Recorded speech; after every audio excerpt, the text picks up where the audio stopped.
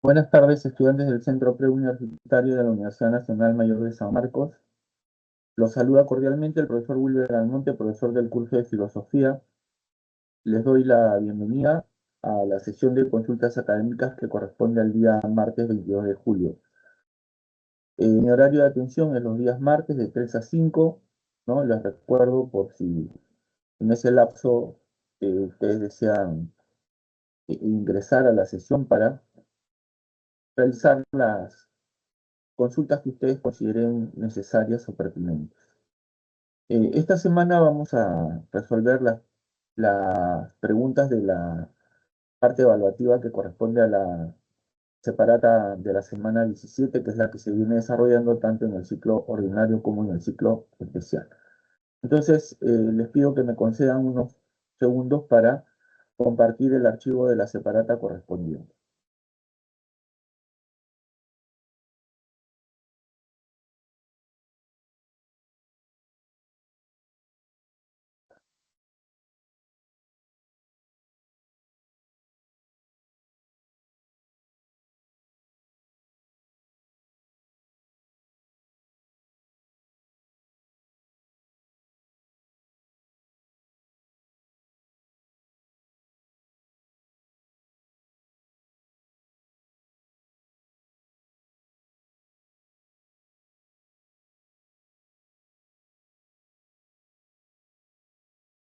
Creo que ahora sí pueden visualizar la separata 17. El título general es Filosofía Política 1. Entonces vamos a ir hasta la parte de la evaluación. En esta encontramos una lectura complementaria que es de bastante utilidad, que está relacionada con, con el tema que se viene desarrollando.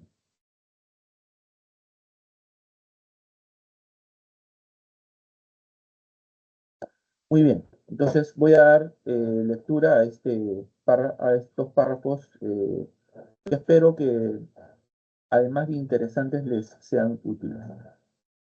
Los individuos tienen derechos y hay cosas que ninguna persona o grupo puede hacerlas sin violar los derechos.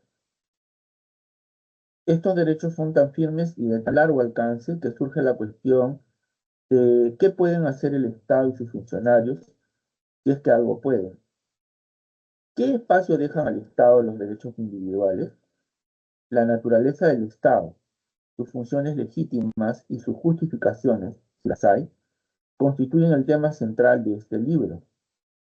Una amplia y múltiple variedad de asuntos se entrelazan en el curso de nuestra investigación. Mis conclusiones principales sobre el Estado son que un Estado mínimo, limitado a las estrechas funciones de protección contra la violencia, el robo y el fraude, de cumplimiento de contratos, etc., se justifica. Que cualquier Estado más extenso violaría el derecho de las personas de no ser obligadas a hacer ciertas cosas y, por tanto, no se justifica que el Estado mínimo es inspirador, así como correcto. Dos implicaciones notables son que el Estado no puede usar su aparato coactivo con el propósito de hacer que algunos ciudadanos ayuden a otros o para prohibirle a la gente actividades para su propio bien o protección. No obstante, que solo las vías coactivas hacia tales fines están incluidas, en tanto que las voluntarias subsisten. Muchas personas rechazarán inmediatamente nuestras conclusiones, en la inteligencia de que no quieren creer en nada tan aparentemente insensibles hacia las necesidades y sufrimientos de los otros. Conozco esa reacción. Era la mía cuando comencé a considerar estas ideas. Con reticencia me vi convencido de las ideas libertarias, como frecuentemente se les llama ahora, debido a varias consideraciones y argumentos. Bueno, esta lectura ha sido extraída del texto Anarquía, Estado y Utopía del filósofo Robert Nozick. Voy a volver a leer en aras de una mejor comprensión, ¿les parece? Los individuos tienen derechos y hay cosas que ninguna persona o grupo puede hacerlas sin violar los derechos. Estos derechos son tan firmes y de tan largo alcance que surge la cuestión de qué pueden hacer el Estado y sus funcionarios si es que algo pueden. ¿Qué espacio dejan al Estado los derechos individuales? La naturaleza del Estado, sus funciones legítimas y sus justificaciones, si las hay, constituyen el tema central de este libro. Una amplia y múltiple variedad de asuntos se entrelazan en el curso de nuestra investigación.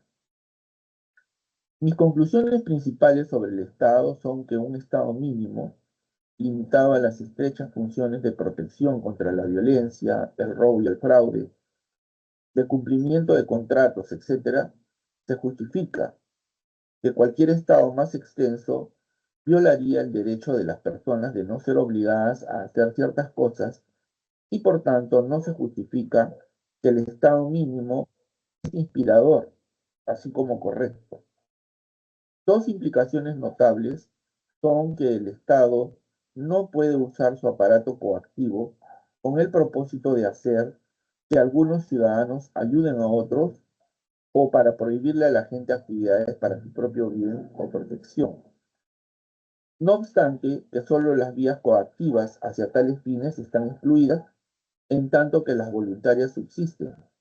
Muchas personas rechazarán inmediatamente nuestras conclusiones en la inteligencia de que no quieren creer en nada tan aparentemente insensible hacia las necesidades y sufrimientos de los otros. Conozco esa reacción. Era la mía cuando comencé a considerar estas ideas. Con reticencia me vi convencido de las ideas libertarias, como frecuentemente se les llama ahora, debido a varias eh, consideraciones y argumentos. Entonces, la pregunta relacionada con esta lectura es la siguiente. Respecto de lo leído, se infiere que el autor plantea que A. Es inversionista la idea central en filosofía política. Actualmente es la obra más importante de filosofía política. C. Se parte sin duda del estado de la naturaleza de Locke. El Estado en sus objetivos debe avalar el derecho de la persona. Es clara la respuesta a la teoría de la justicia de John Rawls. Bueno, como podemos observar, la solución se encuentra en la alternativa de dado. El Estado en sus objetivos debe avalar el derecho de la persona. Veamos la solución. Respecto de lo leído, se infiere que el autor plantea que el Estado en sus objetivos debe avalar el derecho de las personas.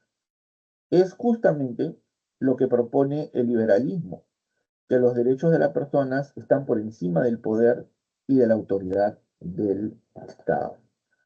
En efecto, el liberalismo es la doctrina que defiende la libertad individual por encima de cualquier institución o categoría colectiva, ¿no?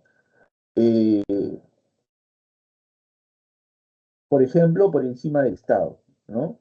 Entonces, más bien el Estado es quien tiene que eh, proteger como parte de sus objetivos el derecho de las personas, ¿no?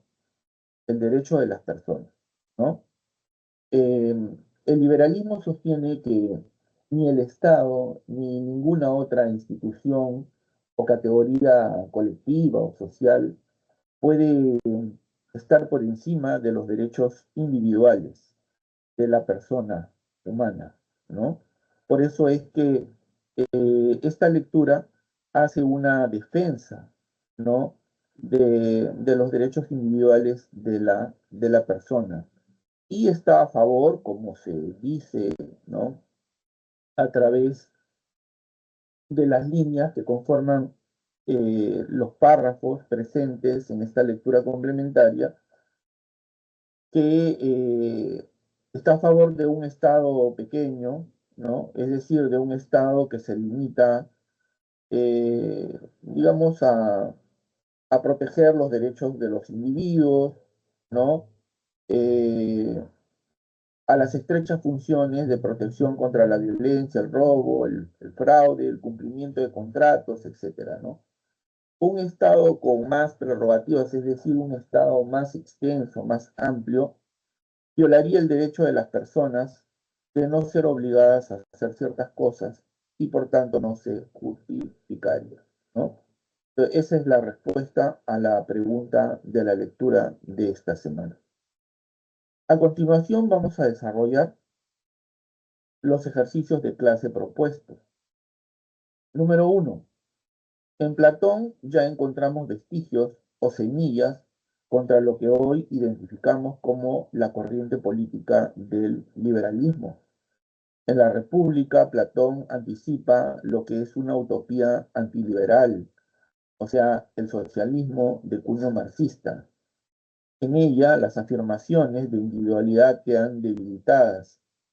Se rechaza la igualdad moral entre los hombres y las instituciones sociales quedan exentas de crítica y de posibilidades de mejoramiento. Voy a volver a leer el enunciado. En Platón ya encontramos vestigios o semillas contra lo que hoy identificamos como la corriente política del liberalismo. En la República, Platón anticipa lo que es una utopía antiliberal, o sea, el socialismo de cuño marxista. En ella, las afirmaciones de individualidad quedan debilitadas. Se rechaza la igualdad moral entre los hombres y las instituciones sociales quedan exentas de crítica y de posibilidades de mejoramiento. De lo expuesto se colige que en Platón A. Hay elementos en favor de lo que hoy se conoce como liberalismo. B. El Estado se exime de la gran preocupación por la vida humana. C. Se tiene ya, aunque como germen político, la defensa del comunismo. D. Se consagra la idea de la libertad humana en la historia del intelecto. Y E. Las personas sabias y virtuosas no imponen el principio de autoridad. Como podemos apreciar, la respuesta a esta interesante pregunta se encuentra en la alternativa C de casa. Se tiene ya, aunque como germen político, la defensa del comunismo. Veamos la solución. De lo expuesto se colige que en Platón se tiene ya, aunque como germen político, la defensa del comunismo. Karl Popper, en su obra La sociedad abierta y sus enemigos, consideraba que la filosofía política de Platón era totalitaria, ya que incluía características como la censura, la jerarquía y la planificación central. Claro, como sabemos, en materia política, Platón desarrolló una teoría que para algunos, ¿no? Encierra en germen eh, el, el comunismo eh, marxista, ¿no? Que se desarrollará muchos siglos más adelante, ¿no? Eh, de acuerdo con esta teoría política desarrollada por Platón, eh, la sociedad ideal debe estar organizada en clases, ¿no? Él habla de tres clases sociales, ¿no? La clase de bronce, la clase de plata y la clase de oro. La clase de bronce está formada por los artesanos, por los agricultores, que son los que se encargan de producir todos los bienes que la sociedad necesita, ¿no? Para satisfacer sus necesidades, ¿no? La clase de plata está conformada por los guardianes, ¿no? Que son los que se encargan de la defensa, ¿no? De la polis, ¿no? Y la clase de oro está conformada por los filósofos que son por su preparación, que son por su sabiduría, los, eh, digamos, las personas más idóneas para el ejercicio del poder político, ¿no? Es decir, Platón es partidario de lo que algunos han dado en llamar la teoría del rey filósofo, ¿no? Es partidario de una aristocracia, entendiendo que esta palabra está formada por las voces griegas aristos, que quiere decir el mejor o los mejores, y kratos, que quiere decir autoridad o poder, ¿no? O sea, el poder, la autoridad de los mejores, de los más capaces, de los más preparados, ¿no? Muy bien. Por otro lado, Platón sostiene que en la sociedad ideal, este, los, los bienes, ¿no?, se reparten de manera igual. eh, eh, pero aquí hay una cuestión importante, ¿no? Eh, que las mujeres también son de propiedad del Estado, ¿no? Eh, digamos que las mujeres solo cumplen fines, digamos, reproductivos, ¿no? Es decir, su participación en la sociedad es limitada a estas, digamos, a esta finalidad, ¿no? Eh, Esa es la razón por la que algunos pues han criticado esta propuesta política de Platón, ¿no?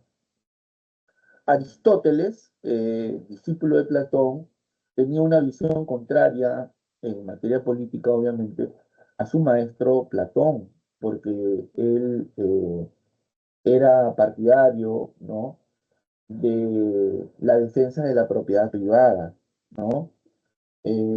Decía de que la propiedad privada cumple una función social más importante, ¿no?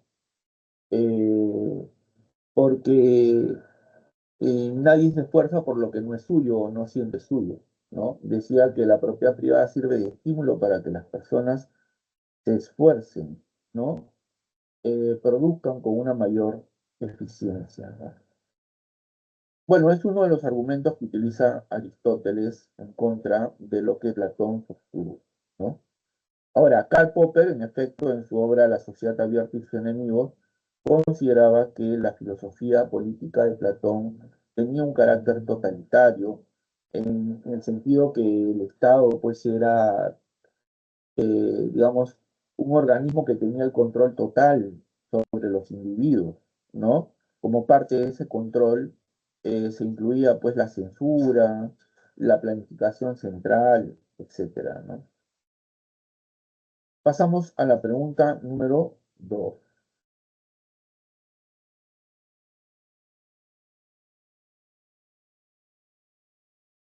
La pregunta vieja y polémica, ¿por qué obedecer al poder político?, nos lleva al tema de la legitimidad del poder político, el cual siempre ha de dinamizar la filosofía política, permitiendo distinguir entre los paradigmas políticos ubicados en la izquierda, centro o en la derecha.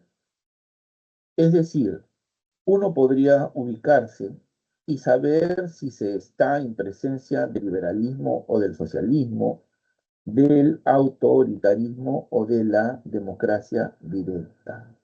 Repito, la, la polémica pregunta y vieja pregunta, ¿por qué obedecer al poder político?, nos lleva al tema de la legitimidad del poder político, el cual siempre ha de dinamizar la filosofía política, permitiendo distinguir entre los paradigmas políticos ubicados en la izquierda, centro o en la derecha.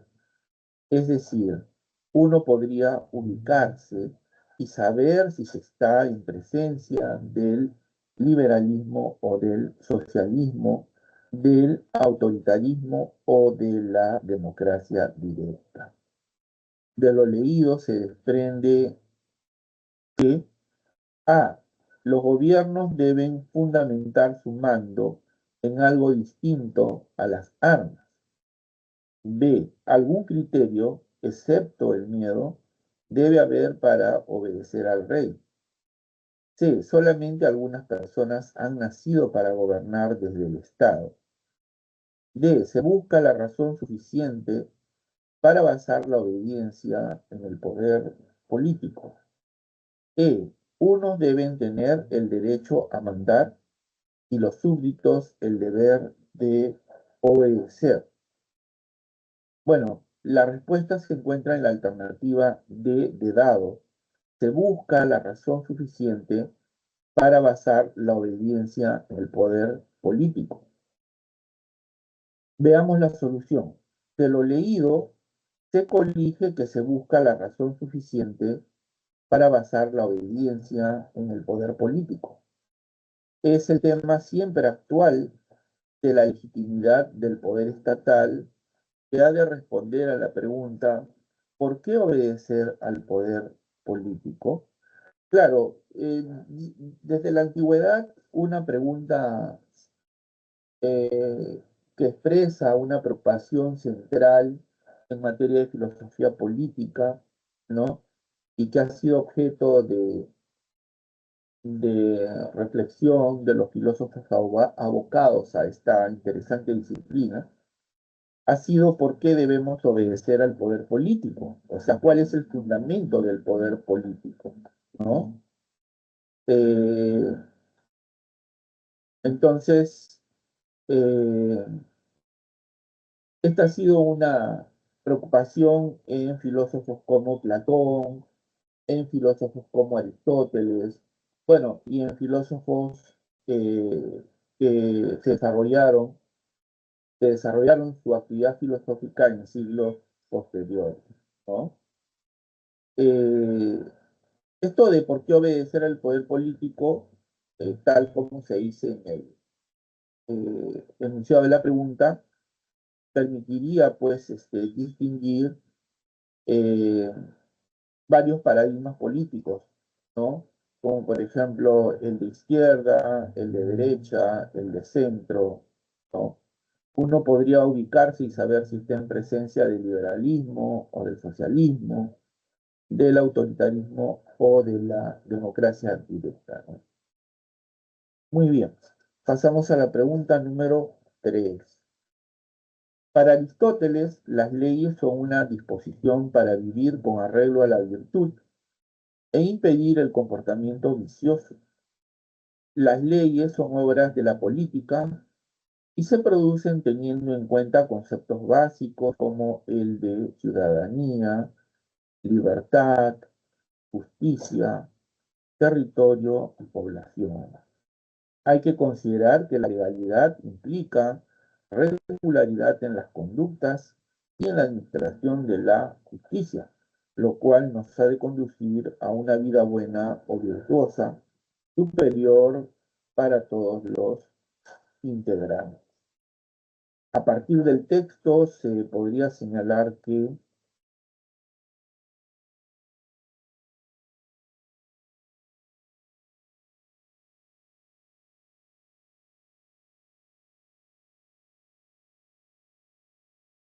A. El hombre es considerado como un ser político y social. B. Justicia y leyes son consideradas ideas esenciales y útiles. C. La elaboración de leyes es una producción similar a un arte. D. Se considera que la justicia es un valor moral, social y político. E. El gobierno de las leyes es superior al consejo de los hombres. La respuesta a esta pregunta se encuentra en la alternativa E de enano. El gobierno de las leyes es superior al consejo de los hombres. Veamos la solución. Aristóteles señaló que el gobierno de las leyes es siempre superior al gobierno de los hombres, el cual a veces cae en el relativismo, el capricho y la injusticia. Claro, Aristóteles, ¿no? Sostenía pues la superioridad de las leyes, ¿no? Consideraba que estas eran necesarias para que la población, para que los miembros de una comunidad vivan con arreglo a la virtud e impedir las injusticias, ¿no? Y, digamos, los sufrimientos, ¿no? Los malestares producidos a partir de estas, ¿no? De las injusticias. Por otro lado, consideraba que eh, las leyes se elaboran teniendo en cuenta conceptos básicos como el de ciudadanía, libertad, justicia, etcétera, ¿no? Y que la legalidad implica regularidad en las conductas, ¿no? O sea, no es que uno obedece las leyes cuando está de buen humor, de buen ánimo, cuando me parece o cuando me conviene, no, sino siempre, ¿no? Eh, entonces, todo esto nos ha de conducir a una vida buena o virtuosa superior para todos sus integrantes, ¿no?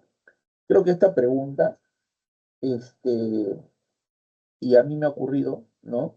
Pensaba en la sociedad peruana mientras leía el enunciado de la pregunta y observaba con cierta insatisfacción qué lejos estamos, pues, de esto, ¿no? Porque aquí en el Perú más bien hay un sector que considera que mientras más actuemos transgrediendo las reglas, más vivos somos, ¿no? ¿No es cierto?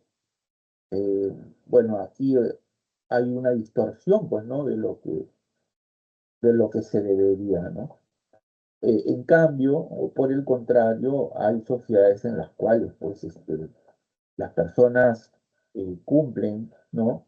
Con las leyes siempre, aun cuando no hay nadie que los esté observando en el cumplimiento de las mismas, ¿no?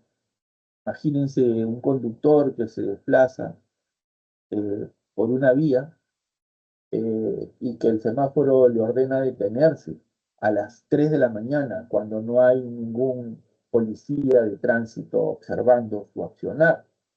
Y probablemente no hay cámaras u otros instrumentos que observen su accionar, ¿no? Entonces esta persona, por iniciativa propia, ¿no? Por deber, decide parar, ¿no? Entonces, de verdad que eh, a eso se llama integridad, ¿no? Integridad. Una persona es íntegra cuando no necesita que nadie lo vigile, pues para cumplir con lo que se debe, ¿no? Muy bien. Es una pregunta muy interesante, creo. Pasamos a la pregunta número 4. Dos amigos realizan un intercambio de ideas sobre filosofía política acerca de Maquiavelo. Andrés puntualiza que la obra El Príncipe, que nos lleva a su posición monarquista, y la conocida sentencia El fin justifica los medios, nos conduce a un problema ético-político. En cambio, Julio enfatiza que la mejor forma de gobierno es aquella que se basa en las leyes, las instituciones políticas y la virtud ciudadana. Del enunciado de Julio se sigue que, para Maquiavelo, A. La mejor forma de gobierno, a pesar de todo, es la republicana. B. El concepto de ciudadanía tiene sentido en la política, la ética. C. Ha de atenderse a la relación entre ética y política en los negocios.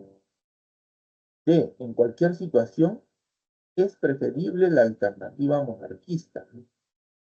E. Cuando el objetivo final es importante, todo medio es legítimo. La solución se encuentra, la alternativa correcta se encuentra en la alternativa A. La mejor forma de gobierno, a pesar de todo, es la republicana. Esa es la respuesta correcta. Ahora bien, del enunciado de Julio se sigue que para Maquiavelo, la mejor forma de gobierno, a pesar de todo, es la republicana, ya que ella se basa en las leyes, las instituciones políticas y la virtud ciudadana. Claro, muchas personas, me incluyo hasta hace unos años atrás, consideran que Maquiavelo es proclive, digamos, a un estado monárquico absolutista, ¿no? Creo que no necesito explicar de qué se trata esto, ¿no? O sea, una monarquía donde el rey tiene poderes omnímodos, ¿no? O sea, el rey es quien hace las leyes, quien ejecuta las leyes, quien imparte la justicia. Bueno, este, todos nosotros sabemos por nuestros conocimientos de historia qué fue lo que produjo un gobierno de esta naturaleza, ¿no? Eh, generó pues muchos sufrimientos, muchas injusticias, muchas insatisfacciones, ¿no? Y todo eso devino pues en la Revolución Francesa. La Revolución Francesa de 1879, perdón, de 1789, quiero decir, disculpen, este, acabó con las monarquías absolutistas existentes en eh, la Europa de esa época, con el ancien régime, con el antiguo régimen, ¿no? Tan odiado por los franceses, ¿no? Bueno, pero muchos se olvidan, ¿no? De que Maquiavelo, en su obra El Príncipe, considera que un gobierno con estas características, es decir, en el cual el monarca, el rey, tiene poderes absolutos, solo se justifica en circunstancias muy especiales, ¿no? Eh, claro está que no es la regla, ¿no? En otras obras, como los discursos de Tito Livio, Maquiavelo más bien hace una defensa de la República y se muestra partidario de este régimen político. A propósito, creo que conviene trasladarnos hasta la parte correspondiente, ¿no? Un momentito, por favor. Y acá está. Veamos, vamos a ver si hay algo que nos ayude aquí. Ya, a ver, dice Nicolás Maquiavelo. Su obra, El Príncipe, representa sobre todo un estudio de las situaciones excepcionales, repito, excepcionales, en las que se encuentran los estados cuando tienen como enemigos a otros estados y cuando se presentan luchas entre facciones dentro de sus mismos territorios, o sea, luchas intestinas, internas.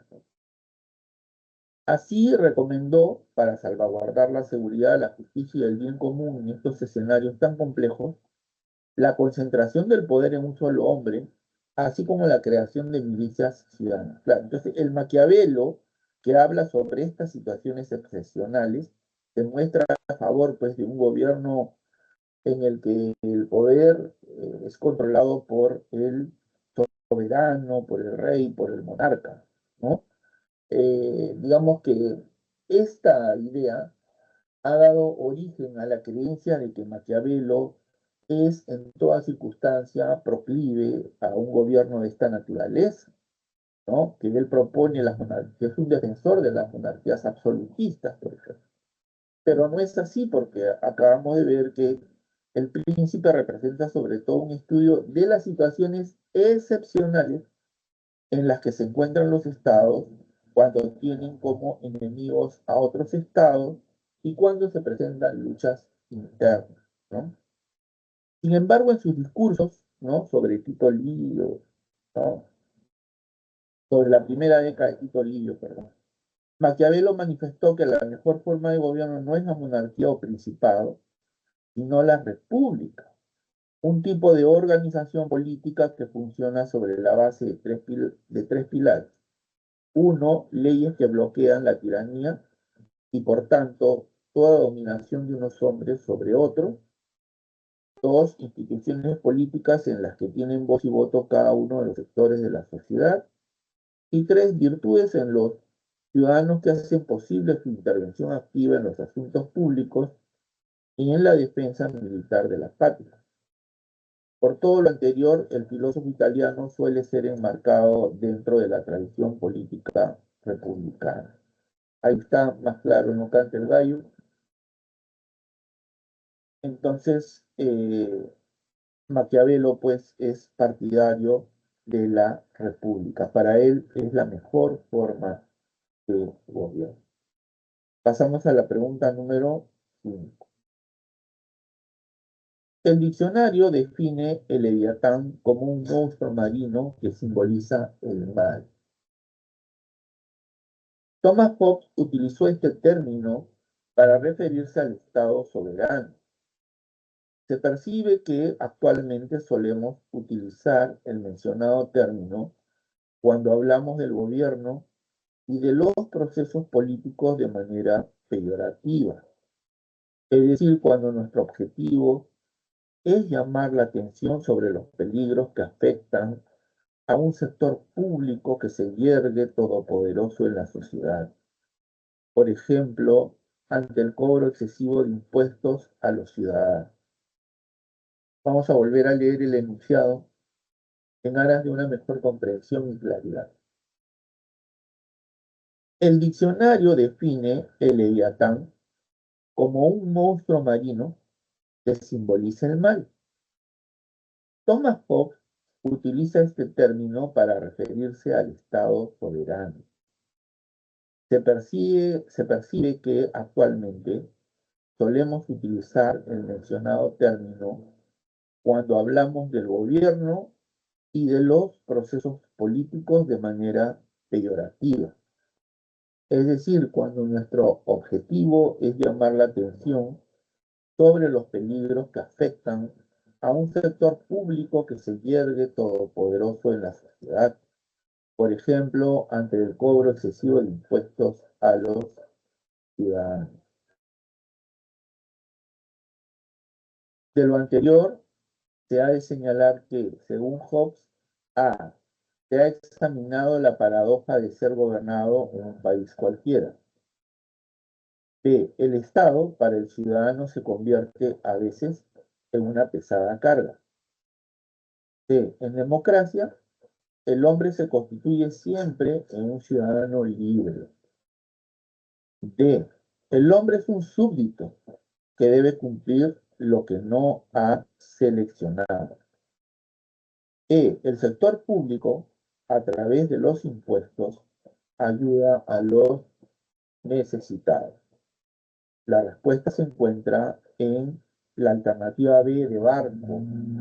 El Estado para el ciudadano se convierte a veces en una pesada carga. De lo anterior podríamos señalar que, según Hobbes, el Estado para el ciudadano a veces se convierte en una pesadilla o en una pesada carga. En su libro Leviatán, Hobbes compara el Estado con un gran cuerpo integrado por todos los individuos que forman una comunidad, el cual no es natural, sino artificial, como una nave. Claro, a veces pues tenemos la percepción de que el Estado se convierte en una pesada carga, ¿no? Sobre todo cuando desde el Estado este, se elaboran leyes que, eh, que atentan contra eh, la seguridad, contra la economía o contra la integridad incluso de la ciudadanía, ¿no? Eh, digamos que el objetivo, uno de los objetivos de la obra Leviatán de Thomas Hobbes es advertir acerca de los peligros que se llevan para una sociedad cuando el Estado se convierte pues, en un Estado todopoderoso, ¿no?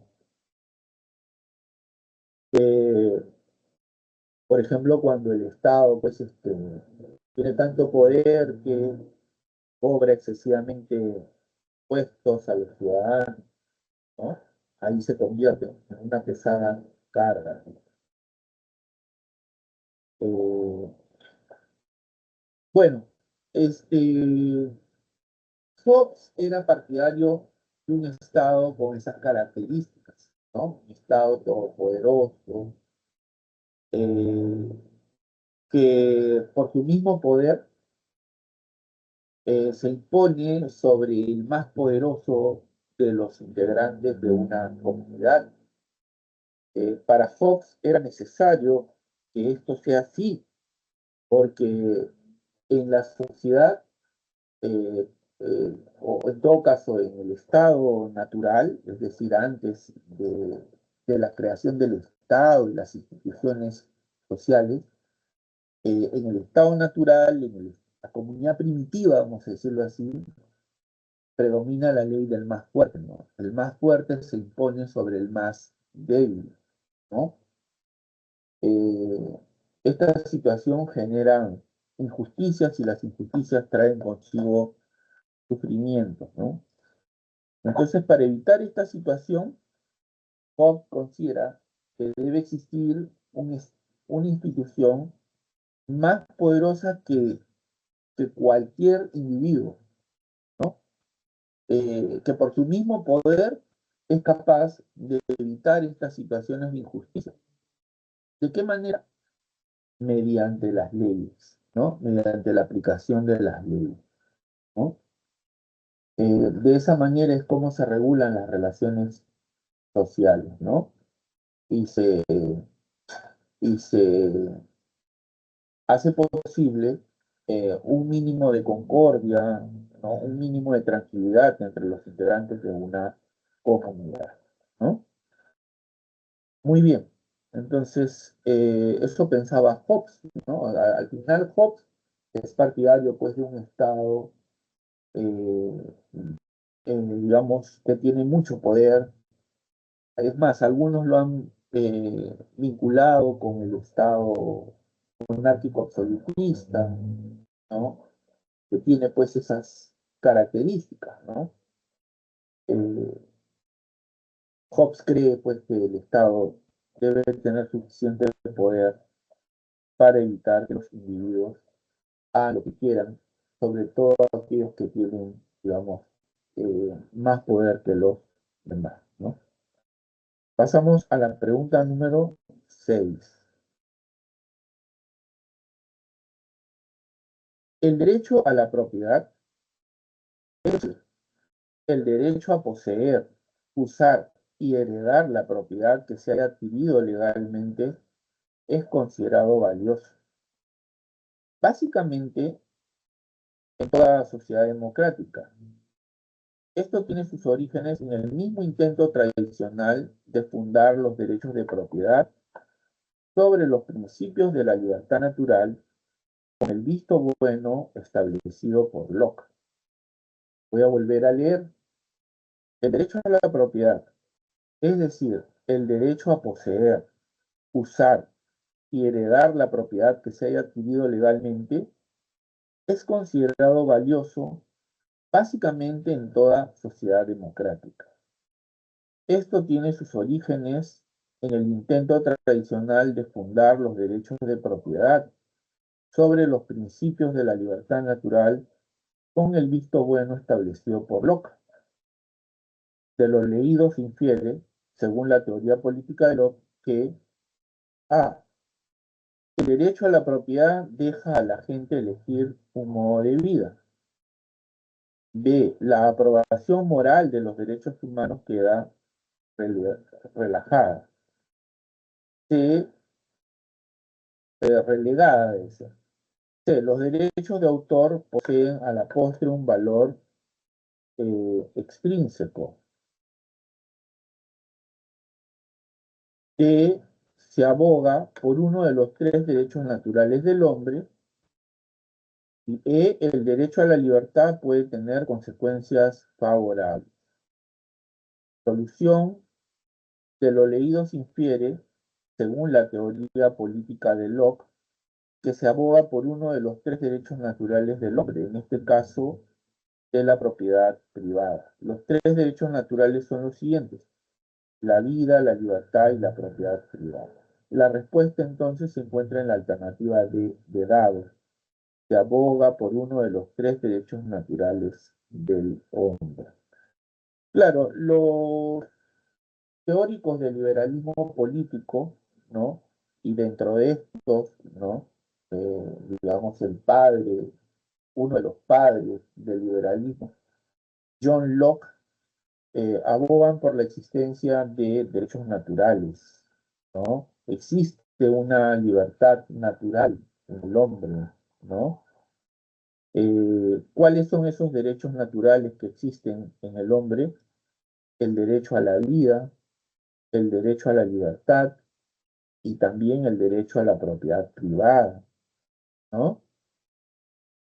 En el enunciado de la pregunta se alude precisamente a este derecho, ¿no? Acá dice el derecho a la propiedad, es decir, el derecho a poseer, a usar y heredar la propiedad que se haya adquirido, ¿no?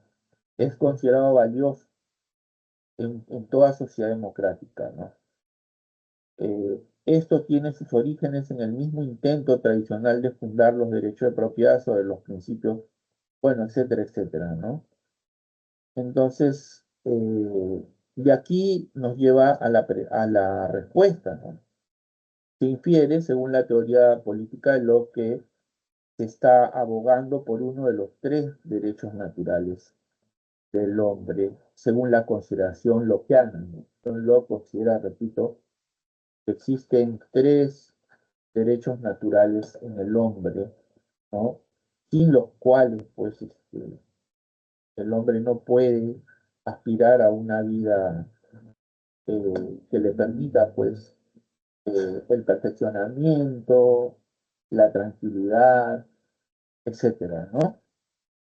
Eh, Estos derechos naturales son, repito, el derecho a la vida. ¿Se imaginan una sociedad en la cual no se respeta el derecho a la vida?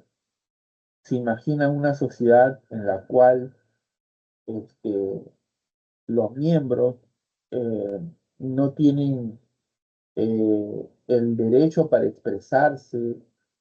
eh, para expresar sus opiniones, la libertad para profesar las creencias que ellos consideran que son mejores para sí, ¿no?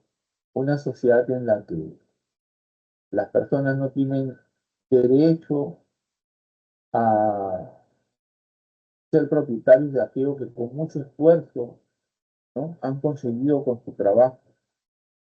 Bueno, entonces esos son los derechos fundamentales en la Conspiración de John Locke. Pasamos a la pregunta número 7. Rousseau, en su obra El contrato social, afirma que el hombre ha nacido libre. Sin embargo, en todas partes se haya encadenado. ¿Cómo ha podido ocurrir este cambio? Si solo se tuviera en cuenta la fuerza y el efecto que se deriva de ella, diría que mientras un pueblo está obligado a obedecer y obedece, hace lo correcto. Pero en el momento en que puede sacudirse del yugo y logra liberarse, obra mejor. Respecto a la concepción política de Rousseau, podemos señalar que, voy a volver a leer, Rousseau, en su obra El contrato social, afirma que el hombre ha nacido libre, sin embargo, en todas partes se halla encadenado. ¿Cómo ha podido ocurrir este cambio? Si solo se tuviera en cuenta la fuerza y el efecto que se deriva de ella, diría que mientras un pueblo está obligado a obedecer y obedece, hace lo correcto. Pero en el momento en que puede sacudirse del yugo y logra liberarse, obra mejor. Respecto de la concepción política de Rousseau, podemos señalar que A. El orden social es un acuerdo vigente que fundamenta la comunidad. B. Si el hombre es libre por naturaleza, la esclavitud es inadmisible. C. El desacuerdo entre las personas origina una sociedad en democracia. D. Los derechos no proceden de la naturaleza, sino que son convenciones. E. La igualdad social y económica es contraria a toda ley moral.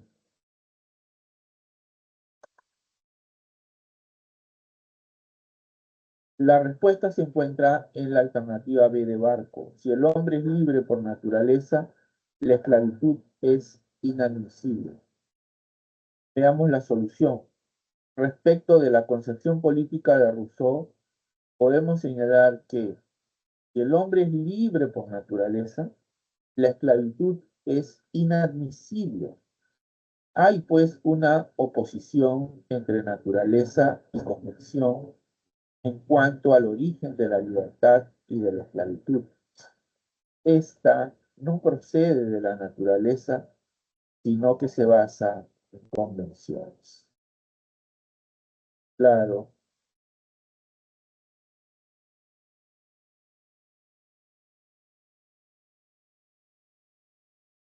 Entonces, Rousseau considera que la libertad es natural al hombre, ¿no? Eh, Precisamente en el contrato social, que es una de las obras más importantes escritas por este gran filósofo ginebrino, Juan Jacobo Rousseau, eh, él dice que el hombre nace libre, ¿no? Pero por donde quiera que vaya, el hombre mismo está, digamos, con sus cadenas presto a dominar al hombre, ¿no? A esclavizarlo, ¿no? Pareciera contradictorio, pero es así según la visión que tiene Rousseau. Por eso es que remata con su famosa frase, una frase que es conocida por todos, ¿no? El hombre nace bueno, pero la sociedad lo corrompe. El hombre nace bueno, pero la sociedad lo corrompe. Eh, Él es autor, pues, de la teoría del bon sauvage, ¿no? Del buen salvaje, ¿no? Contrario, ¿no? O contraria a la idea que tienen otros filósofos de que el hombre es malo por naturaleza, ¿no? ¿Recuerdan la frase homo homine lupus? O sea, el hombre es un lobo para el hombre. Bueno, para Rousseau el hombre nace bueno, pero es la sociedad la que lo corrompe, ¿no? Lo esclaviza, ¿no? Entonces, si el hombre es libre por naturaleza, la esclavitud es inadmisible, porque estamos atentando contra, digamos, una característica esencial y natural propia del hombre, ¿no? Sin embargo, hay una oposición entre naturaleza y convención en cuanto al origen de la libertad y de la esclavitud. Esta no procede de la naturaleza, sino que se basa en convenciones, ¿no? Hay quienes creen eso también. Muy bien, pasamos a la pregunta número 8, que es la pregunta final, es la pregunta última de esta parte, ¿ya? A ver, veamos. Nadie ha pensado la justicia en el mundo contemporáneo con el rigor realizado por John Rawls, cuyas ideas y principios normativos han inspirado a filósofos, economistas, politólogos, sociólogos y juristas de todas las ideologías y escuelas de pensamiento. Su filosofía buscó resolver la tensión entre la libertad y la igualdad, ya que ambas son indispensables para la democracia. Repito, nadie ha pensado la justicia en el mundo contemporáneo con el rigor realizado por John Rawls, cuyas ideas y principios normativos han inspirado a filósofos, economistas, politólogos, sociólogos y juristas de todas las ideologías y escuelas de pensamiento. Su filosofía buscó resolver la tensión entre la libertad y la igualdad, ya que ambas son indispensables para la democracia. De lo leído se infiere, según Rawls, que A, con el velo de la ignorancia no se establecen principios universales. B, la sociedad se ha de fundamentar solo en la ley y en la fe religiosa. C, una sociedad justa se mide por el buen trato al desfavorecido. D. Toda norma reguladora considera al ser humano como libre y racional. E. Se trata de resolver la tensión inevitable entre libertad y esclavitud. Veamos la solución. De lo leído se infiere, según Rawls, que toda norma reguladora considera al ser humano como libre y racional. Por eso es que los principios normativos se han de establecer desde la imparcialidad de seres humanos libres y racionales.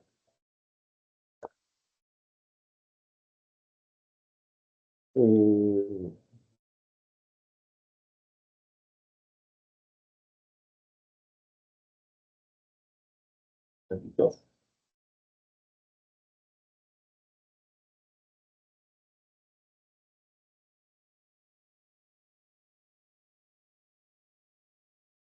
Entonces la respuesta se encuentra en la alternativa D de dado. Toda norma reguladora considera al ser humano como libre y racional.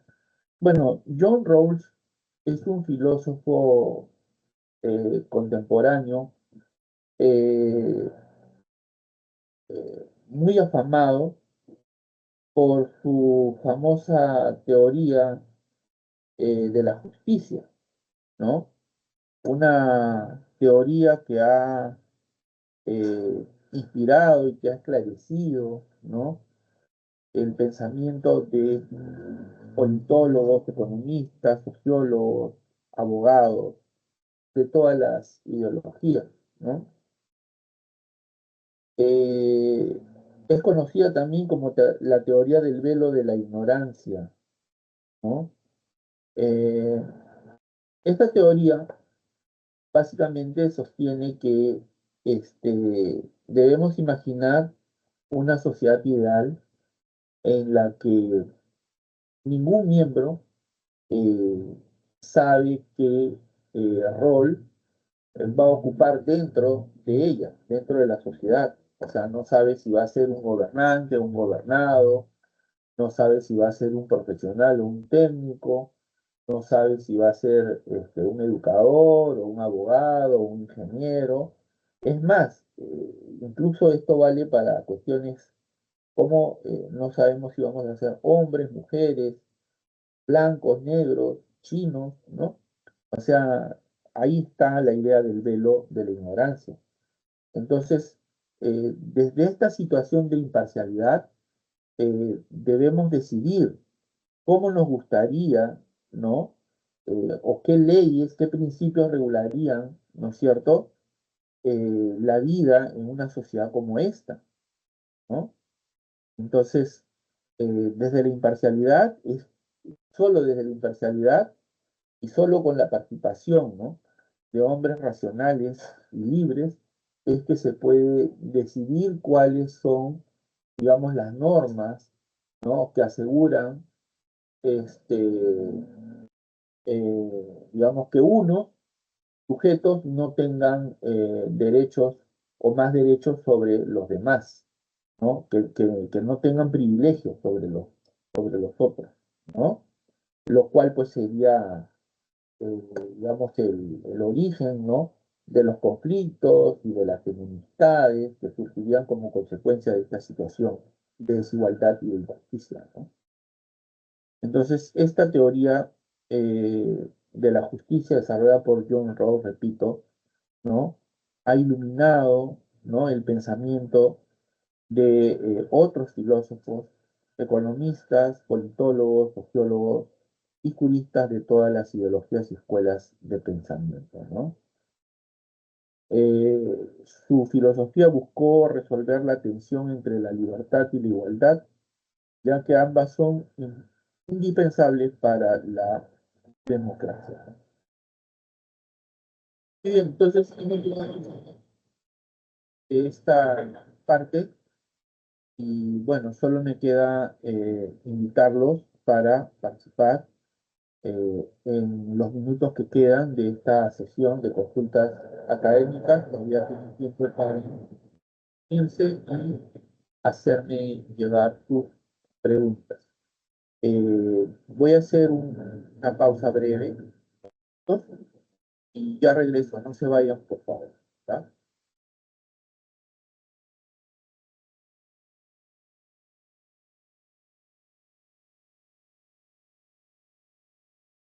Buenas tardes, bienvenidos nuevamente a la sesión de consultas académicas que corresponde al día martes 22 de julio.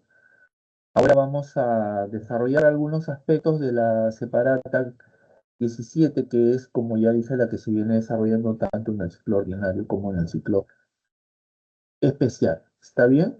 Entonces voy a volver a compartir el documento y vamos a hacer un breve repaso de algunos aspectos de esta separata.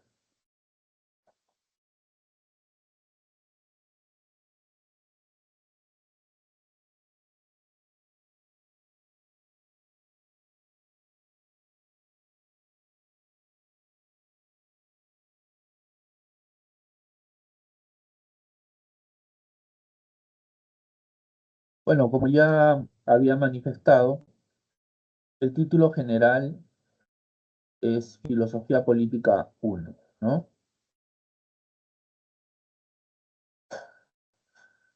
¿Qué es la filosofía política? Es una disciplina de la filosofía que analiza y reflexiona acerca de los valores y principios que deben prevalecer y guiar políticamente a las sociedades. Repito, es la disciplina filosófica que analiza y reflexiona acerca de los valores y principios que deben prevalecer y guiar políticamente a las sociedades. Entre otros fenómenos y conceptos, los filósofos políticos estudian de manera racional, sistemática y crítica el Estado, las leyes, las formas de gobierno, la ciudadanía, la libertad y la igualdad, entre otros conceptos. Y entre los filósofos políticos más destacados se encuentran Platón, obviamente, Aristóteles, San Agustín, Maquiavelo, Hobbes, Locke, Rousseau, Kant, Hegel, Marx y Rawls, ¿no? Son algunos de los filósofos más representativos de esta disciplina filosófica, ¿no? Le doy la bienvenida a Saraí. ¿Qué tal, Saraí? Buenas tardes. ¿Qué te puedo ayudar? Buenas tardes, profesor. ¿Qué tal? Buenas tardes. ¿Me escucha? Sí, sí, perfecto, perfecto y claro. ¿En qué te puedo ayudar?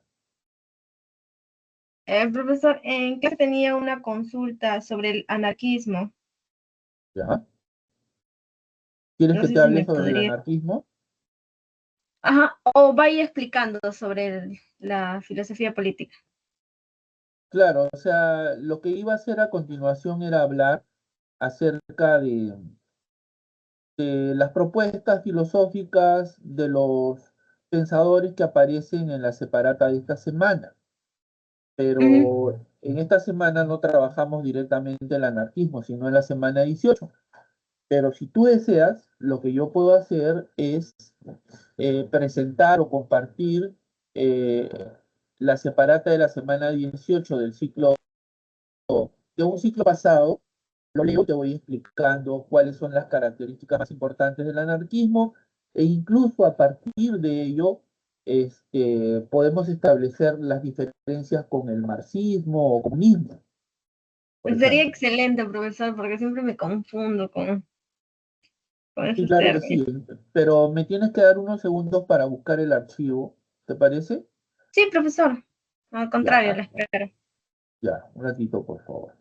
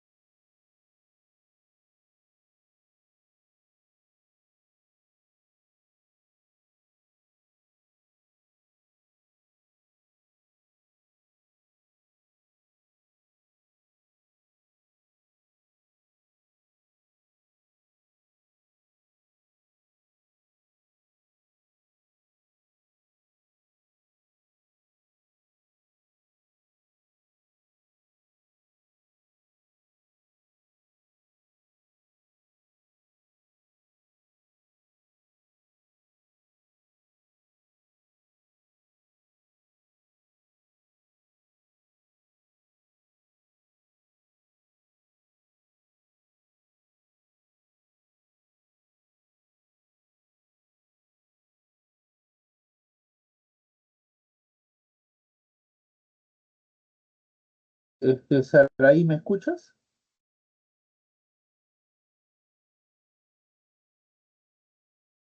Hola, hola, Saraí, Sí, ¿me escuchas? profesor. Ya, Sí, mira, ya encontré el material, no sé si ya puedes visualizarlo, lo estoy sí, compartiendo. profesor. Así se puede visualizar.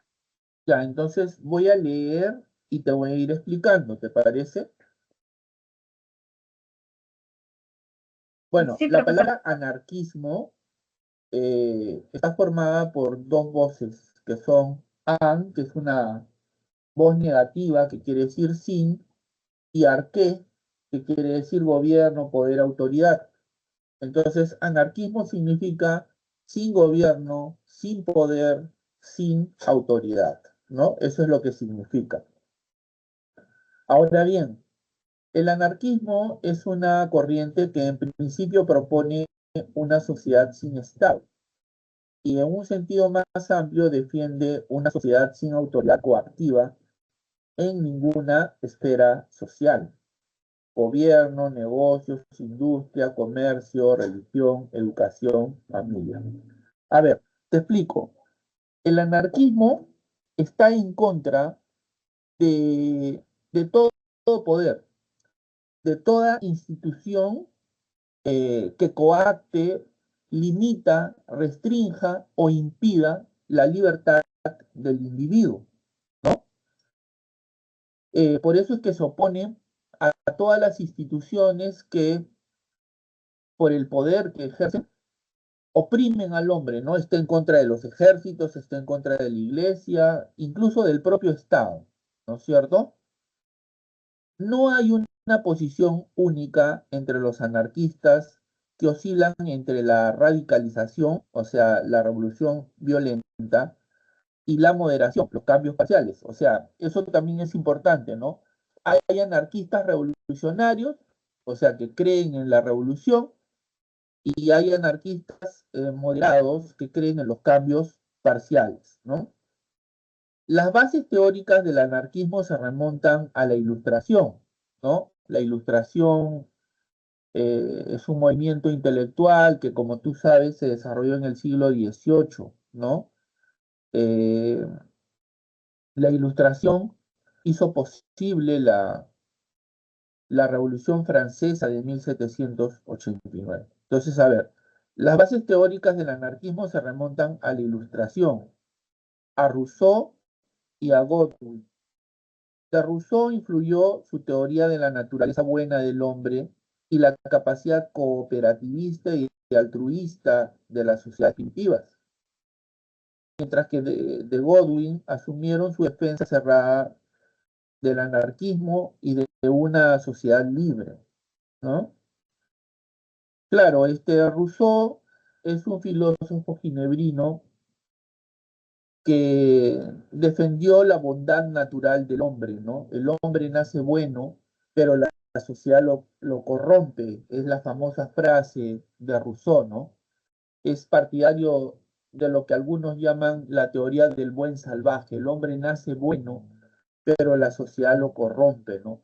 El hombre es libre por naturaleza, pero por donde quiera que vaya, están otros hombres para apresarlo con sus cadenas, ¿no? Algo así dice él, ¿no?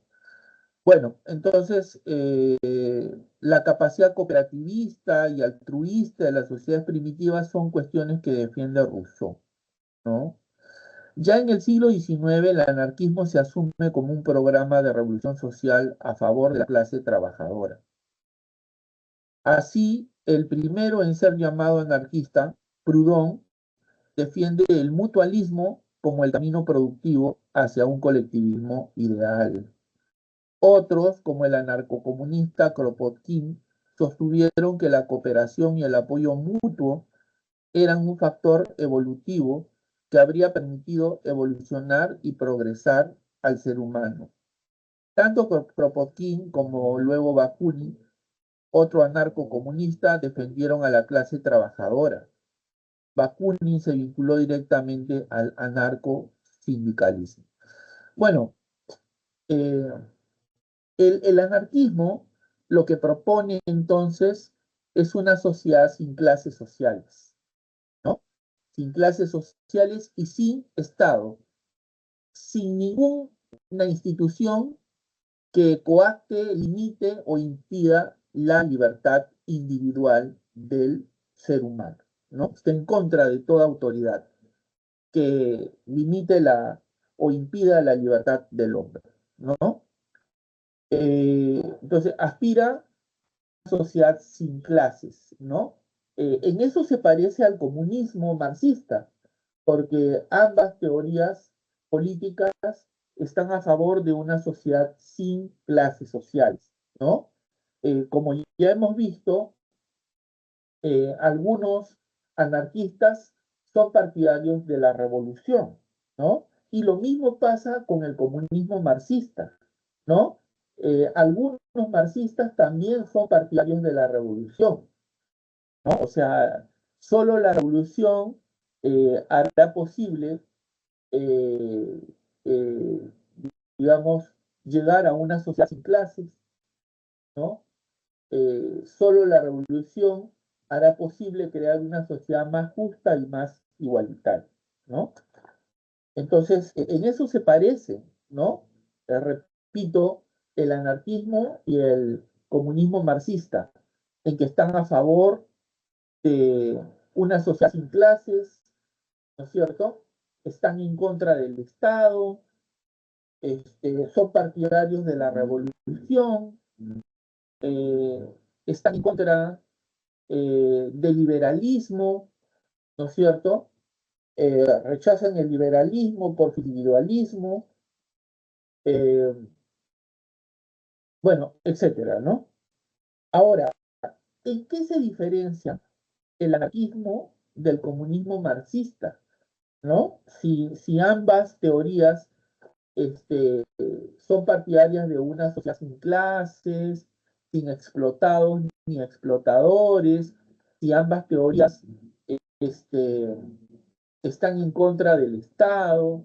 eh, entonces, eh, ¿en qué se diferencia? ¿No? Si ambas teorías están a favor de la revolución, ¿en qué se diferencian? Se diferencian en que el comunismo considera que para llegar a la sociedad sin clases es necesario pasar por una etapa de transición o de tránsito, que ellos llaman dictadura del proletariado. O sea, los comunistas, los marxistas comunistas están a favor de la dictadura del proletariado, que es una fase de tránsito hacia la sociedad sin clases, que es la meta final de la historia, ¿no? En cambio, los anarquistas creen que es posible pasar directamente de la revolución a la sociedad sin clases. No es necesario, según su punto de vista, establecer una dictadura del proletariado, ¿no? Ahí está la diferencia, diría yo, anarquismo y el comunismo marxista, ¿no? Los marxistas de la revolución a la sociedad sin clases de manera directa, ¿no? Consideran que es necesario establecer una dictadura del proletariado, ¿no? Donde, si bien ya han desaparecido las clases sociales, todavía está presente la presencia del Estado, todavía está presente el Estado, ¿no? Todavía hay presencia del Estado, ¿no? Los anarquistas son más radicales, creo yo, porque ellos dicen que sí se puede pasar directamente de la revolución a la sociedad sin clases. No consideran necesaria la existencia de una dictadura del proletariado, ¿no? Porque ellos son enemigos de cualquier forma de autoridad o poder, ¿no? Que, que anule la libertad del ser humano, ¿correcto? Muy bien, espero haber sido claro, Saraí, no sé, a ver, dame tu opinión. ¿Te ha servido lo que te he dicho acerca del anarquismo? Sí, profesor. Profesor, una consulta. ¿Y también estaría relacionado con el liberalismo, porque el liberalismo también busca la libertad individual. Sí, claro, pero el liberalismo no busca una sociedad sin clases, ¿no? O sea, si te das cuenta, la finalidad suprema del liberalismo no es la conformación de una sociedad sin clases. Por otro lado, los liberales eh, no defienden la revolución, no son revolucionarios, son más bien conservadores, ¿no? En cambio, el anarquismo está a favor de la revolución como medio para hacer realidad la sociedad sin clases, que es la meta final de la historia. ¿Entiendes? Ahí tienes una diferencia fundamental, diría yo, ¿no? ¿Se entendió? Sí, profesor, mucho mejor. Gracias.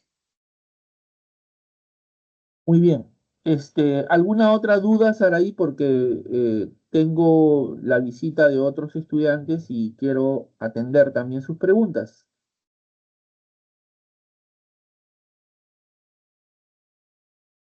¿Alguna otra inquietud?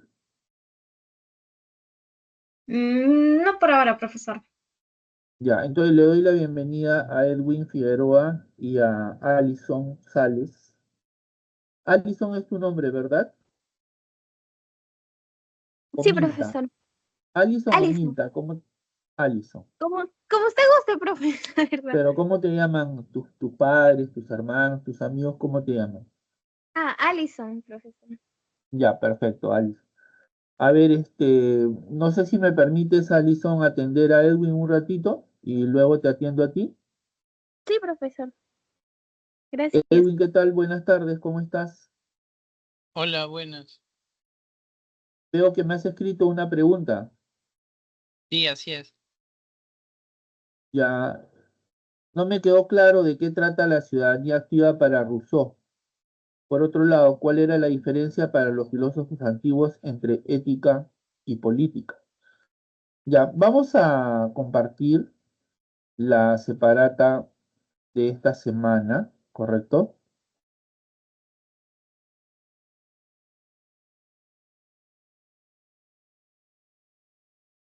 Ya, ahí está. Entonces vamos a ir a la parte concerniente a Rousseau, ¿ya? Entonces yo voy a leer y a partir de ahí vamos a tratar de descifrar qué es lo que quiere decir ciudadanía activa para este filósofo. Jean-Jacques Rousseau, Juan Jacobo Rousseau, 1712-1778, concibió al ser humano como naturalmente piadoso frente a sus congéneres, estado de naturaleza. O sea, ¿qué quiere decir eso? Que para Rousseau el hombre es bueno por naturaleza, ¿no?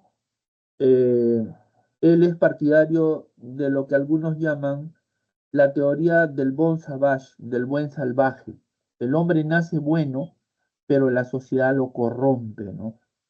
Ahora dice, razón por la cual estuvo convencido de que sí es posible organizar políticamente la sociedad, contrato social, sin necesidad de fundamentarla en un poder o soberanía de carácter absoluto, el cual siempre trae consigo la instauración de una vida servil e indigna para los individuos. Claro, o sea, la filosofía política reflexiona, entre otras cosas, por cierto, sobre el fundamento del poder, ¿no? ¿En qué se fundamenta el poder político? Bueno, como acá podemos observar, Rousseau considera que es posible organizar políticamente la sociedad a través de un contrato, o sea, un contrato tácito, ¿no? Un contrato tácito entre los individuos que conforman una comunidad, ¿no?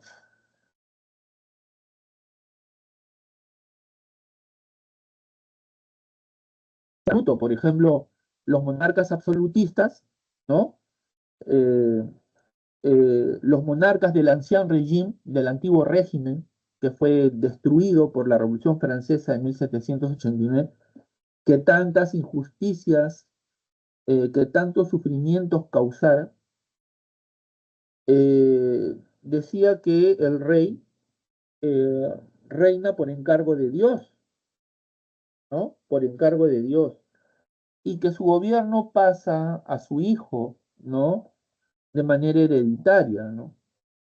Entonces, para ellos, el fundamento de su poder provenía de Dios, o sea, de un poder absoluto, ¿no? Irrevocable, ¿no? Incuestionable. El rey solo debía darle eh, razón de sus actos a Dios, mas no al hombre, ¿no?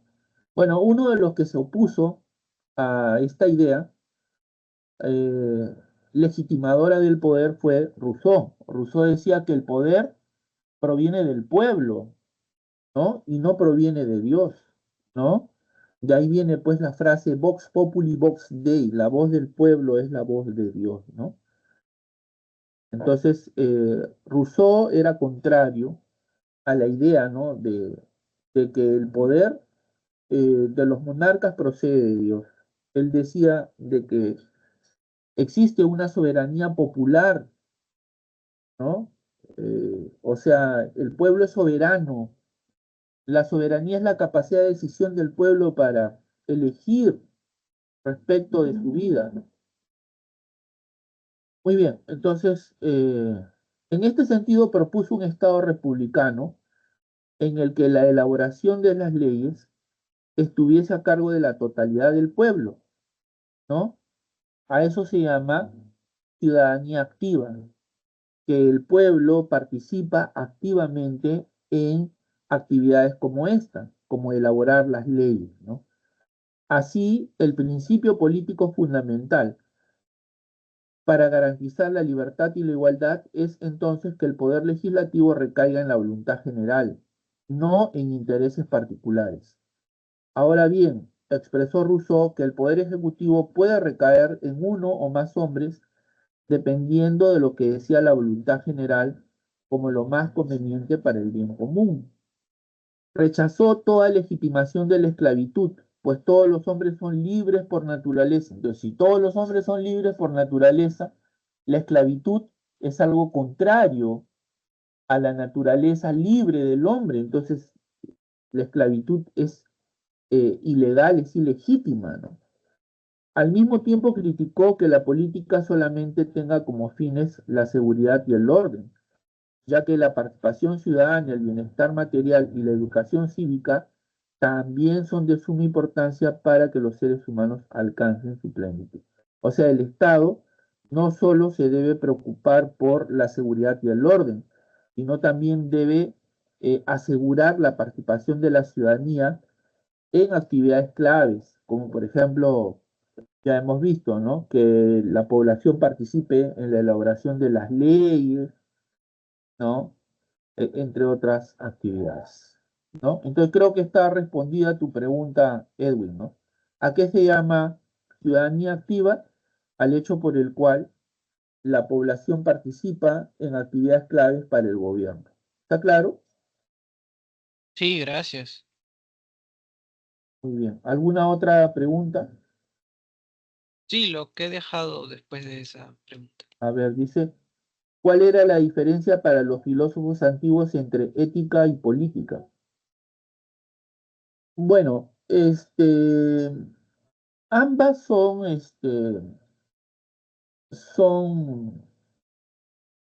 vamos a decirlo así, actividades relacionadas, ¿no?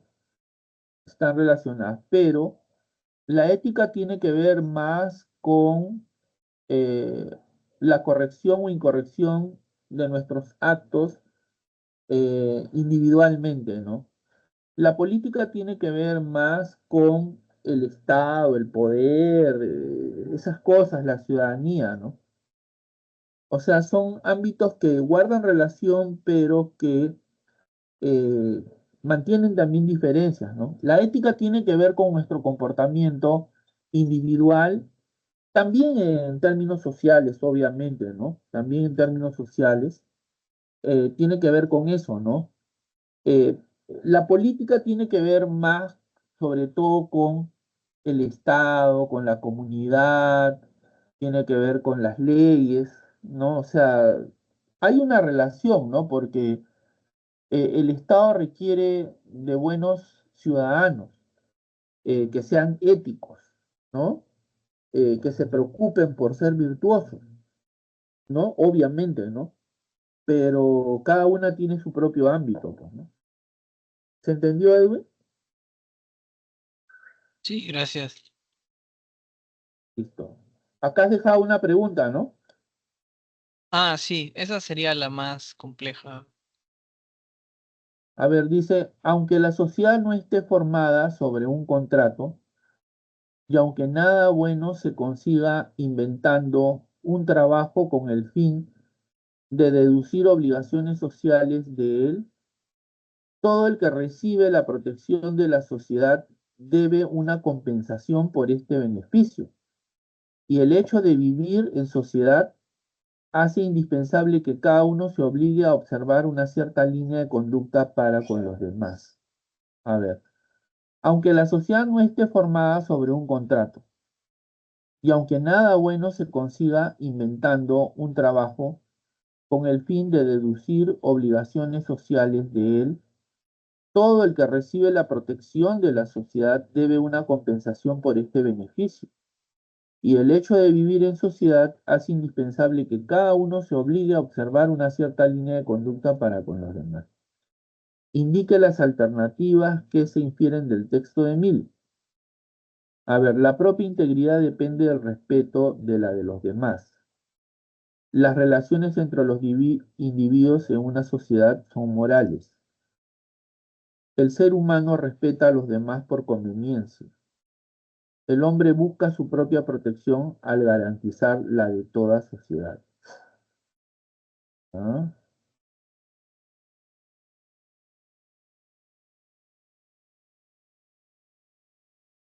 El hombre busca su propia protección al garantizar la de toda sociedad.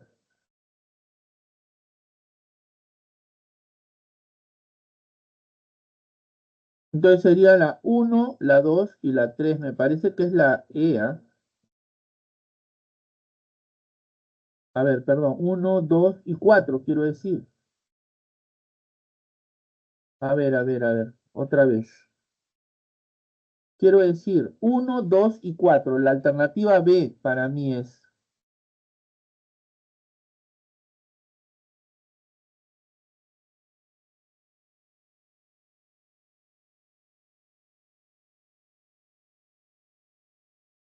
¿Me escuchas, Edwin? Sí, un momento, puedo buscar la respuesta. A ver, a ver.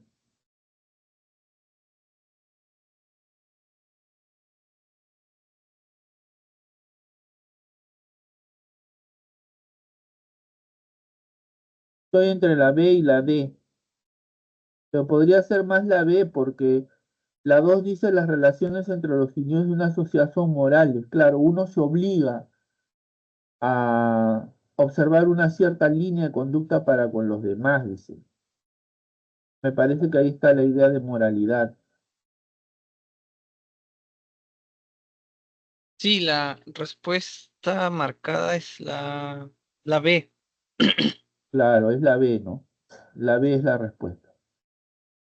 ¿Podría explicar por qué? O sea, a ver, sobre todo la 2. Claro, porque mira, la uno dice, la propia integridad depende del respeto de la de los demás. Tú no puedes exigir que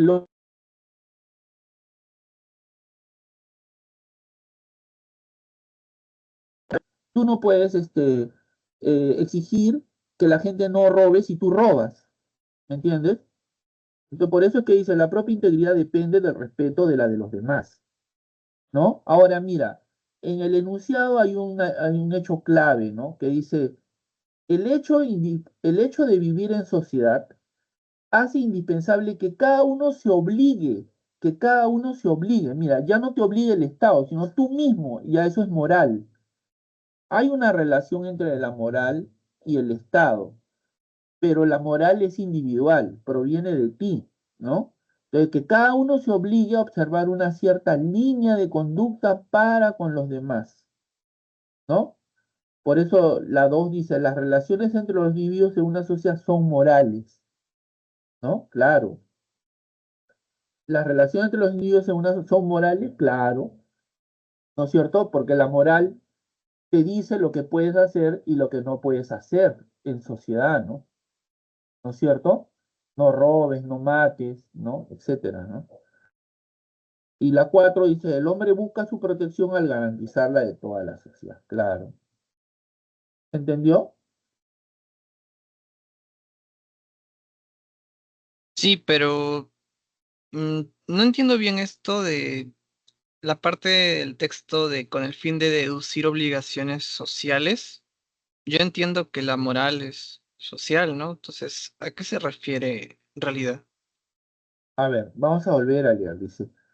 Aunque la sociedad no esté formada sobre un contrato, y aunque nada bueno se consiga inventando un trabajo con el fin de deducir obligaciones sociales de él.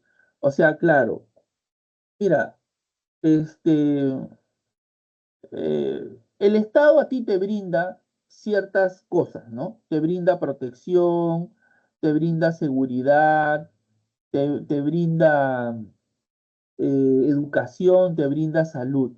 Entonces, como el Estado te brinda una serie de servicios, se considera que el individuo también está obligado, ¿no? A devolverle en algo, ¿no? A compensarle al Estado por esos servicios que te brinda, ¿no? Entonces, eh, digamos, del trabajo que tú tienes, que tú realizas, se deducen, o sea, se te restan una parte de lo que tú ganas para que eso vaya al Estado, o sea, se refiere a los impuestos, ¿no? Para que el Estado haga cosas por ti. Por ejemplo, con los impuestos que se te descuentan de lo que tú ganas, el Estado construye carreteras, colegios, ¿me entiendes? A eso se refiere. Ya la capté. Claro, Y mira, dice, sí, aunque la sociedad no esté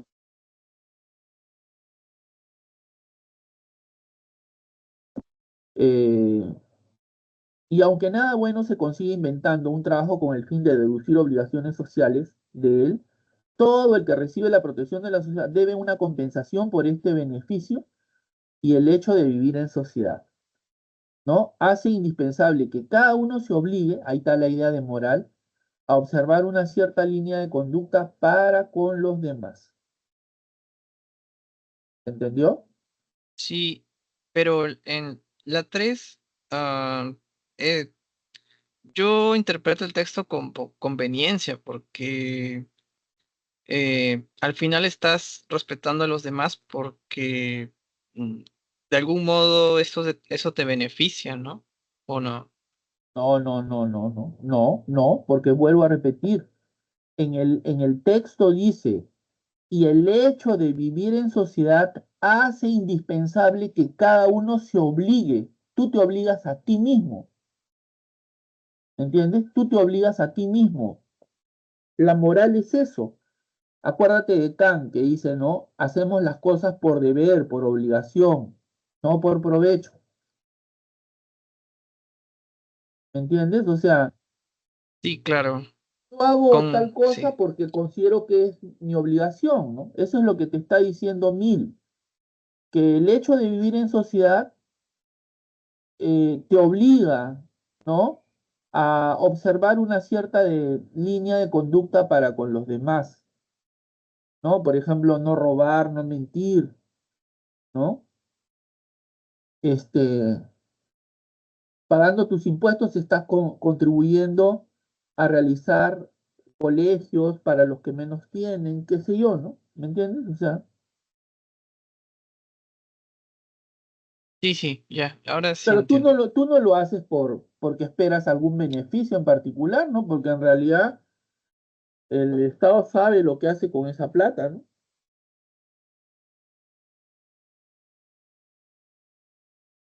Podría pensarse como un gesto de cortesía, o sea, al final yo estoy beneficiándome de algún modo y tengo el deber de respetar, eh, digamos, a los demás, pero también, no sé, ser ciudadano parte de esta sociedad, o sea, algo así. Claro, mira, yo soy el Estado. Yo te brindo a ti, a Allison y a otros de los que están presentes, les brindo seguridad, ¿no? Les brindo protección, les brindo educación, les brindo salud, una serie de cosas, ¿no? Entonces, es justo que por los servicios que ustedes reciben, ustedes tengan que contribuir con algo, tengan que compensar en algo esos favores que yo les doy, ¿entiendes? Pero eso no lo haces con un fin convenencioso, y no lo haces porque consideras que es lo mejor para vivir en sociedad. O sea, ahí está la idea de moralidad, ¿no? ¿Me entiendes? Sí, ¿Me entiendes? sí, sí, ahora sí. Muy bien. Vamos con la otra pregunta. Ah, pero no está la... Espérate.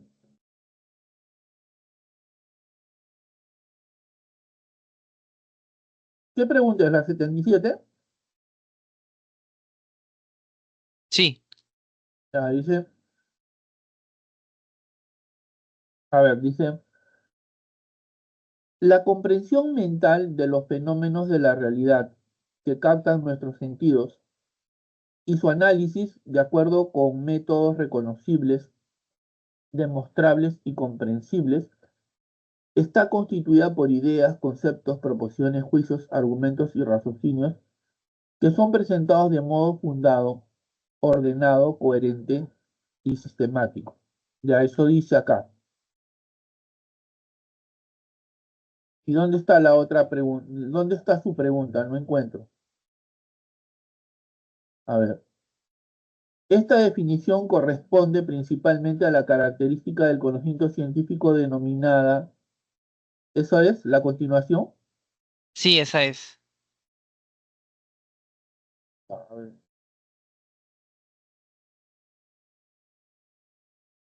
La comprensión mental de los fenómenos de la realidad que captan nuestros sentidos y su análisis de acuerdo con métodos reconocibles, demostrables y comprensibles está constituida por ideas, conceptos, proposiciones, juicios, argumentos y raciocinios que son presentados de modo fundado, ordenado y coherente. Esta definición corresponde principalmente a la característica del conocimiento denominada, claro, metódica, pues. El conocimiento científico, ¿por qué es metódico?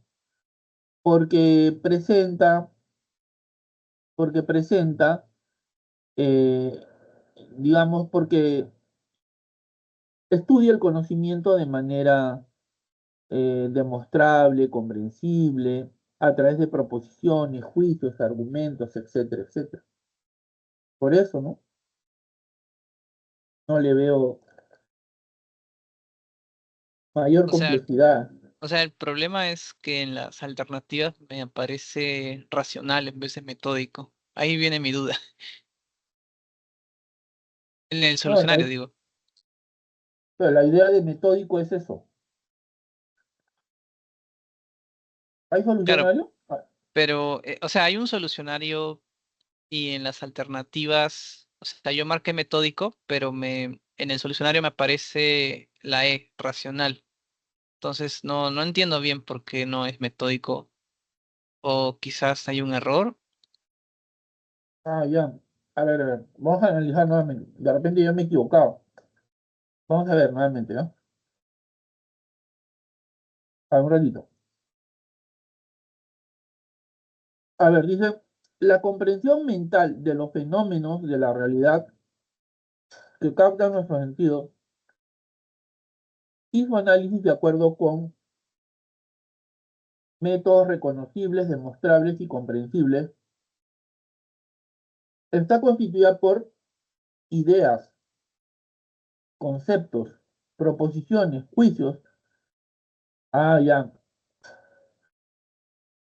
argumentos y raciocinios que son presentados de modo fundado, ordenado, coherente y sistemático. ¿Ya? Entonces acá dice, esta definición, esta característica del conocimiento, esta definición corresponde principalmente a la característica del conocimiento científico denominada racional, ¿no? Claro, porque mira, sí, tiene razón, es racional, porque si mal no recuerdo, en la semana respectiva dice que el conocimiento científico es racional porque estudia al objeto a través de raciocinios, a través de teorías, a través de argumentos, propone juicios. Claro, esa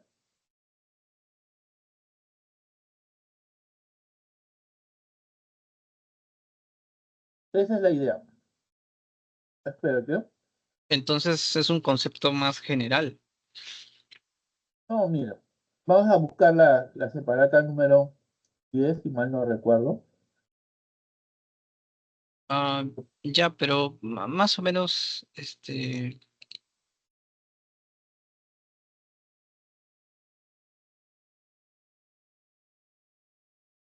Dime. no, nada, que sería mi última duda para no quitarle tiempo a Alison, que creo que ha estado No, mucho no te preocupes. tiempo. No, mira, Gracias, compañero. espérate. Y acá está, mira. Más claro no canta el gallo, mira. ¿Puedes verlo, Edwin? Sí, sí. Ya, mira, ¿qué dice acá? ¿Cuáles son las características del conocimiento científico? Objetividad, metódico, racional. Acá, cuando dice racional, se sirve de conceptos, proposiciones y argumentos presentándolos de un modo coherente y sistemático. ¿Correcto? Mira, puedes tomarle foto, un screenshot. Sí, Mira, ya le tomé. ya, ahora mira, te muestro nuevamente.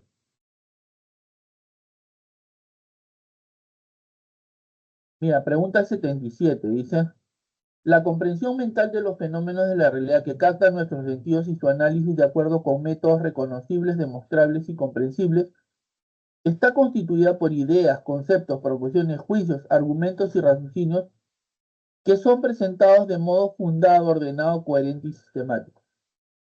¿Ves? ¿Qué característica del conocimiento científico es esa? La racional. Sí. ¿Ves? Ahí lo decía.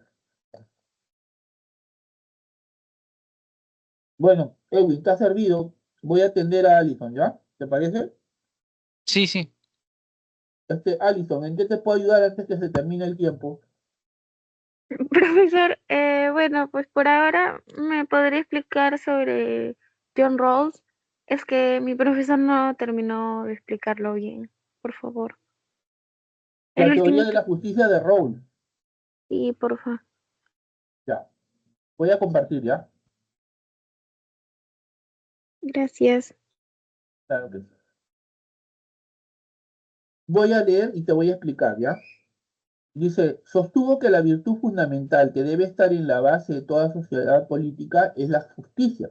Precisamente él propuso una teoría de la justicia conocida como velo de la ignorancia, ¿no? La cual tiene que fundarse en un contrato social. Por eso se dice que John Rawls es un filósofo neocontractualista, nuevo contractualista. Los filósofos contractualistas son Rousseau, Hobbes, quienes decían que eh, el Estado nace como consecuencia de un contrato, o sea, de un acuerdo tácito entre las personas. Eh, es decir, para evitar el abuso del más fuerte sobre el más débil y las justicias que se originan como consecuencia de esos abusos, de esas injusticias, tiene que haber un contrato, un acuerdo tácito entre las personas, las cuales deciden darle su poder a una institución, que en este caso es el Estado, para que regule sus relaciones. Entonces, eso es lo que decían en su momento Hobbes, Rousseau y otros filósofos contractualistas. Rawls es un filósofo contemporáneo, ¿no? Del siglo XX. Entonces, él, por ejemplo, desarrolla una teoría neocontractualista, ¿no? Que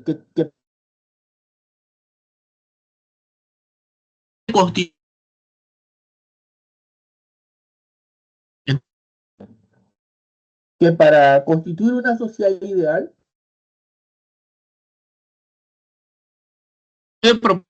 una teoría según la cual todos los seres humanos que se caracterizan por ser racionales y libres, ¿no? Racionales y libres,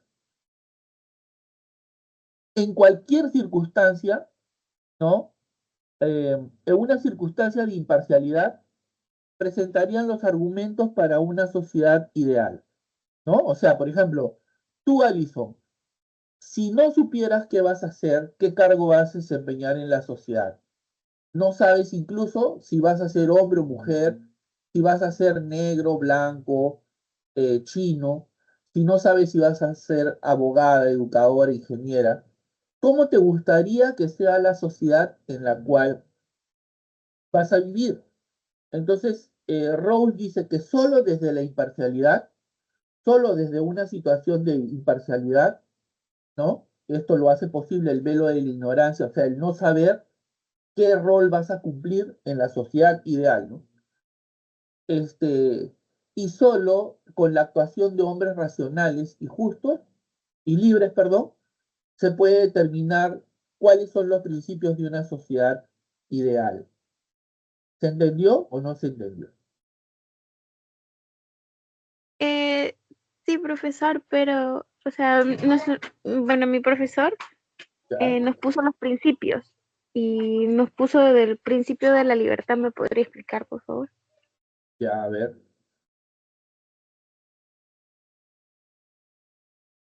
Ya, ahora dice, mira, ¿cuáles deben ser los principios normativos básicos de toda sociedad?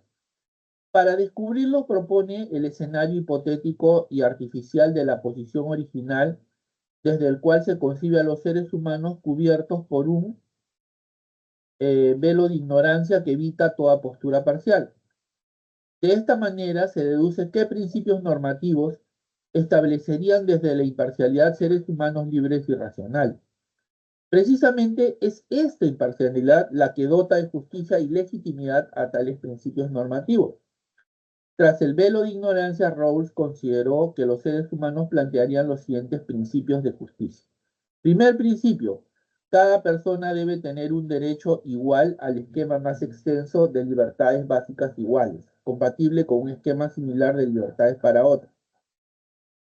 Segundo principio, las desigualdades sociales y económicas deben de resolverse de modo tal que resulten en el mayor beneficio de los miembros menos aventajados. Claro, o sea, mira, vuelvo a repetirte, se trata de establecer los principios de una sociedad ideal, ¿correcto?